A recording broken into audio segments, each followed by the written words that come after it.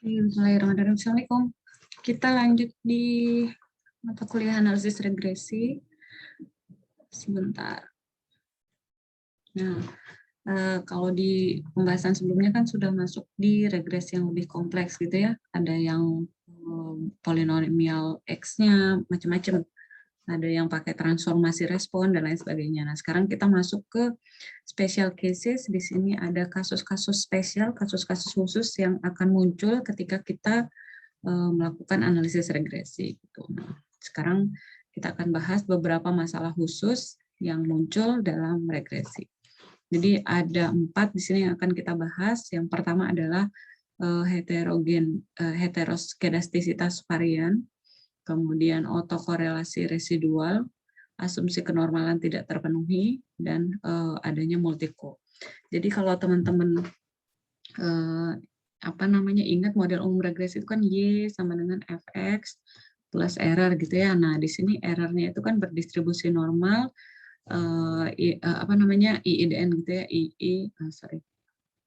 IIDN 0 sigma kuadrat. Artinya dia identically independent distributed normal dengan rata-rata 0 varian sigma kuadrat. Identik yang pertama. Yang pertama itu identik itu ada di sini. Jadi ini identik tidak terpenuhi. Kita kan lagi ngebahas masalah ya. Jadi kalau identik tidak terpenuhi artinya dia tidak identik, tidak homogen. Apanya yang tidak homogen? Varian residualnya. Jadi kalau varian residual tidak homogen maka terjadilah kasus heteroskedastisitas itu. Yang kedua independent. Independent ini berarti kalau yang masalah kedua adalah independent tidak terpenuhi gitu. Nah, kalau independen tidak terpenuhi artinya antara residual itu tidak independen satu sama lain sehingga terjadilah autokorelasi residual. Auto ini karena dalam residual satu dengan residual lain. Misalnya error ke I dengan error ke I-1 gitu. Jadi ada korelasi antara error satu dengan error lainnya. Tuh. Jadi kita kan maunya dia identik. Masalahnya adalah hetero. Kita maunya dia independen antar error, ternyata muncul ada korelasi auto di dalamnya residual. Yang ketiga kita maunya distributed normally distributed, berdistribusi normal. Jadi masalah lain adalah ketika normal residualnya tidak terpenuhi gitu.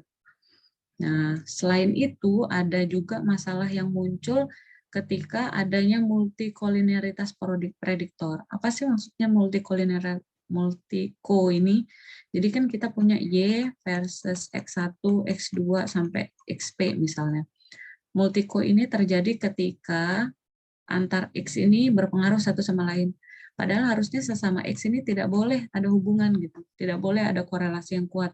Korelasinya hanya boleh ke Y. Jadi X1 ke Y, X2 ke Y, XP ke Y, bukan antara X1 dengan X2 gitu. Nanti arahnya bisa ke arah kombinasi linear ya, karena kan nanti kita akan punya vektor X, matriks X-nya itu adalah 1, 1 sampai 1. Ini X11, X21 sampai Xn1.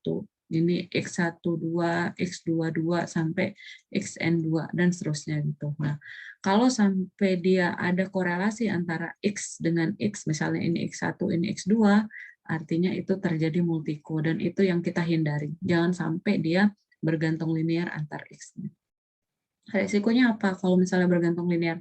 Nanti resikonya nggak bisa berpengaruh ke arah estimasinya. Kita kan butuh estimasi beta itu nanti X transpose X inverse X transpose Y kan ya. Nah, nanti dia ngaruh saat proses estimasi ini gitu. Matriksnya jadi singular, nggak bisa dapat inverse-nya. Gitu. Makanya kita nggak mau nih jangan sampai ada multiko di dalam prediktornya. Jadi yang dicek adalah antar prediktor gitu ya. Oke, nah sekarang kita bahas satu persatu. Yang pertama tentang heteroskedastisitas. Hetero itu kan tadi artinya tidak homogen gitu ya. Homogen atau identik. Jadi di sini muncul di syarat regresi linear. Kalau pakai metode OLS, least square yang kemarin ini meminimumkan jumlah kuadrat error gitu ya.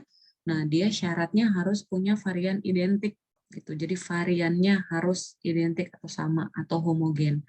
Ya, disebut sebagai asumsi homoskedastisitas. Ini udah dibahas sebelum UTS gitu ya, syarat-syarat itu. Nah, kalau mau dapat least square-nya hasil estimasi kita akurat, maka dia harus terpenuhi nih homoskedastisitasnya gitu. Kalau ternyata nanti variannya itu tidak identik, maka dia terjadi hetero.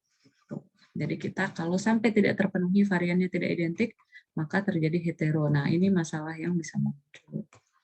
Oke, terus gimana ngeceknya apakah dia sudah hetero ataukah udah berlaku homoskedasticity atau ternyata malah hetero gitu ya. Nah, deteksinya bisa pakai cara subjektif, pakai plot, bisa juga pakai statistik uji. Kita lihat yang pertama, deteksi pertama.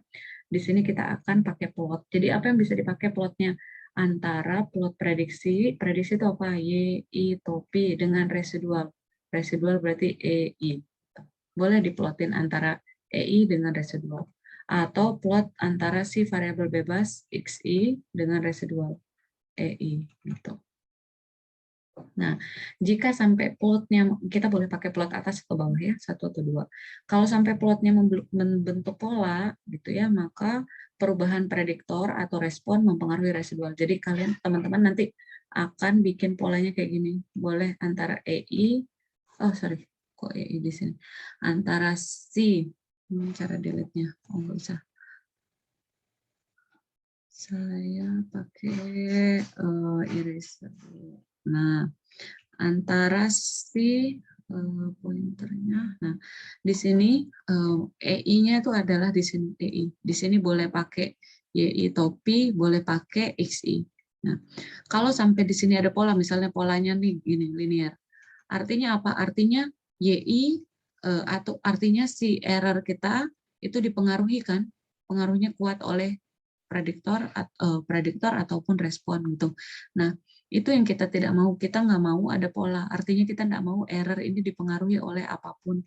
Kita mau tuh polanya harus acak gitu. Kalau sampai polanya acak, artinya YI ataupun XI itu tidak mempengaruhi residual. Karena kita maunya residual itu benar-benar tidak dipengaruhi oleh apapun gitu. Jangan sampai dia bisa dipengaruhi, karena kalau sampai dia dipengaruhi nanti akan jadi komponennya tidak lagi acak. Itu kan kita punya komponen data, tambah komponen regresi, tambah komponen acak. Nah, ini jangan sampai ada pola, jangan sampai ada hubungan apapun di sini. Harus acak benar-benar error gitu. Ya. Kalau sampai dia terbentuk pola, maka hetero. Tapi kalau dia menyebar gini plotnya, maka dia terpenuhi asumsinya homogen. Artinya varian dari si residualnya itu identik atau homogen. Nah, selanjutnya kita juga bisa, kalau tadi itu ini masih subjektif banget ya, kalau pakai plot gini, kayaknya menurut saya nih ada polanya, tapi orang lain nanti bilang, oh kayaknya ini ada pola, kalau menurut yang lain lagi, ini kayaknya nggak ada pola gitu. Jadi sangat subjektif. Sehingga kita bisa pakai deteksi kedua menggunakan statistik uji. Kita pakainya uji Glatzer. Nah, gimana cara melakukan uji Glatzer? Ini adalah dengan meregresikan absolut residual dengan respon. Gimana caranya? Jadi, absolut residual ini akan jadi Y, responnya akan jadi X. Nah, jadi kita akan memodelkan absolut residual, ini yang akan jadi Y-nya, ditambah respon. Gitu. Jadi, A tambah B, responnya apa? Y. Nah, ini kita modelin kayak model biasa, modelin regresi. Ini jadi Y-nya, ini jadi X-nya, cari A sama B, atau cari beta 0 topi sama beta 1 topinya berapa. Kita modelin. Nah, kalau sampai modelnya bagus, modelnya tepat, kan teman-teman nanti bisa lakukan uji parameter, signifikan sama parsial. Kalau ternyata ujinya tepat, gitu ya, modelnya tepat, berarti keliru, hetero dia. Gitu. Kenapa? Karena kita nggak mau nih tepat modelnya si Y memodelkan error seperti yang tadi. Jadi errornya jangan sampai bisa dimodelkan atau dipengaruhi oleh apapun gitu. Kalau sampai dia dipengaruhi berarti ya itu namanya hetero, varian errornya mungkin. Jadi kita maunya modelnya ini tidak tepat. Jadi kan ada nanti H0 uji parsial sama simultan. H0-nya itu beta 0 sama dengan 0. Beta I sama dengan 0 atau model tidak tepat gitu kan? Tidak tepat. Nah, kalau H1-nya beta I tidak sama dengan 0, inilah model tepat gitu kan. Nah, kita maunya itu H0 diterima, yang ini modelnya jangan sampai tepat. Karena kita nggak mau Y itu mempengaruhi error. Error nggak boleh dipengaruhi apapun gitu. Itu konsepnya uji Glatzer. Oke. Sebentar. Pause dulu.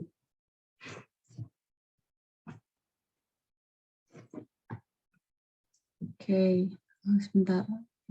Lanjut ya, recording. Ini masih recording atau enggak? Oke. Nah, sebentar. Sepertinya ini prediksi respon. Tadi sampai mana ya? Nah, error jangan sampai dipengaruhi oleh YI. Seperti yang kita bilang di sini kan, kita boleh antara error dengan YI topi atau error dengan XI. Sorry, Glatzer itu ini keliru. Yang dijadikan dengan